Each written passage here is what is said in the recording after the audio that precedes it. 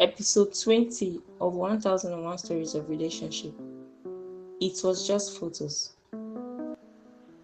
Brian walked home slowly, his mind clouded and his head spinning. Each step felt heavier than the last. He couldn't shake off the memory of the argument that morning between him and his wife, Rita. Their voices had risen sharply during the quarrel, which centered around their recent wedding. Rita had complained bitterly about how Brian's family treated her. She felt disrespected, overlooked, and unwelcome. According to her, even her own family had noticed. But Brian had brushed it off. What exactly is your problem with my family? He had snapped, his tone sharp and defensive. Didn't you know them before marrying me? All of a sudden, they are now the issue. Whatever problems your family is having, please let me be. Tell your family to sort out their problems and leave my family out of it. Rita didn't hold back. Her frustration, which had clearly been building, poured out. Hurt, anger, and disappointment all tangled together. That was when Brian lost his patience completely. Without another word, he dressed quickly, grabbed his files, and stormed out, leaving Rita behind still shouting. The rest of the day felt unusually quiet. No calls, no messages. This was far from how things used to be before their marriage, when they spoke constantly, sharing thoughts, laughter, and even the smallest details of their day. At work, Brian couldn't concentrate. He sat at his desk, staring at his files, but nothing registered. He tried to focus, flipping through pages and typing aimlessly, but his thoughts kept drifting back to the morning. I've never seen her behave like this, he thought. Marriage really changes people. Rita, raising her voice at me. He eased under his breath, irritation creeping back in. If I had known she was like this, I wouldn't have married her, he muttered. Wouldn't have married your wife? A voice asked. Brian looked up, startled. It was Mr. Adams, his colleague, standing nearby with a calm but curious expression. They had a close working relationship, and Mr. Adams, being older and married for over 10 years, carried a quiet wisdom about him.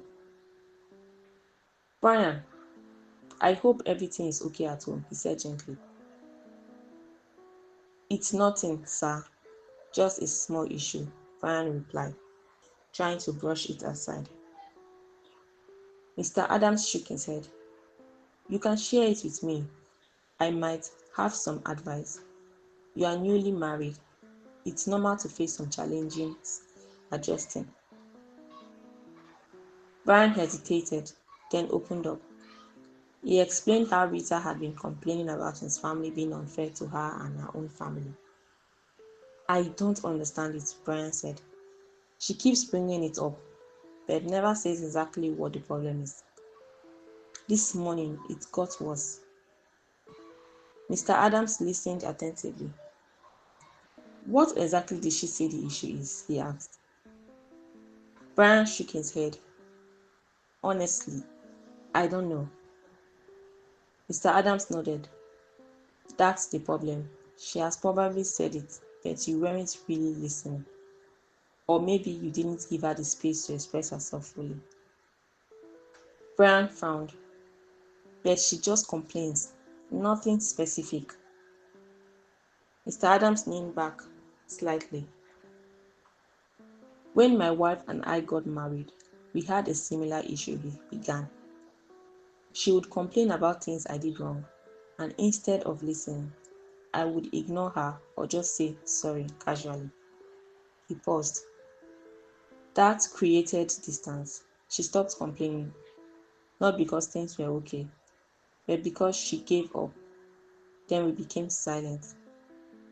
We stopped talking, not just about the issue, but about everything. Even when we tried, it felt heavy, like there was an elephant in the room. Brian listened more intently. The problem didn't go away. We just avoided it, Mr. Adams continued. He sighed softly. One day, we attended a marriage seminar, and from the discussions, we realized our mistake. We weren't giving each other a safe space to speak. Afterwards, we made a deliberate decision to talk, really talk, no avoiding, no pretending. He looked directly at Brian. Avoiding difficult conversations is not a solution. Have them. When my wife finally felt heard, that was our turning point. So when you get home today, swallow your pride. Speak to your wife. Listen. He paused briefly. And don't be surprised, it might be something small. Those words stayed with Brian. When he got home, he met Rita on a phone call. Her tone was calm, completely different from the morning. He sat quietly, giving her space and reflecting on everything Mr. Adams had said. After she ended the call, she looked at him, slightly surprised by his calmness. Brian took a deep breath. I'm sorry for how I reacted this morning, he said sincerely. Rita's expression softened. I'm sorry too, for shouting, she replied. There was a brief silence, but this time it felt lighter. Can you tell me what the real issue is? Brian asked gently. Rita hesitated, then opened up. My family feels your family didn't allow us to take enough photos at the wedding with them, she said. They feel left out because they have only a few photos to share. Brian paused, then blinked. Is that all? He asked. Rita nodded. At that moment, Mr. Adams' words echoed in his mind. It might be something small. And truly it was. I'll talk to my family, Brian said calmly. I'll get more photos and share them with you so you can give them to your family. I hope that will resolve the issue. Relief washed over Rita's face. Sure, that will make them happy, she said, smiling. The next day, Brian spoke to his family. At first, they resisted. They said it wasn't necessary since the wedding had passed and complained about not having time to search for photos. They should have taken enough photos too if they wanted it badly, some of them said.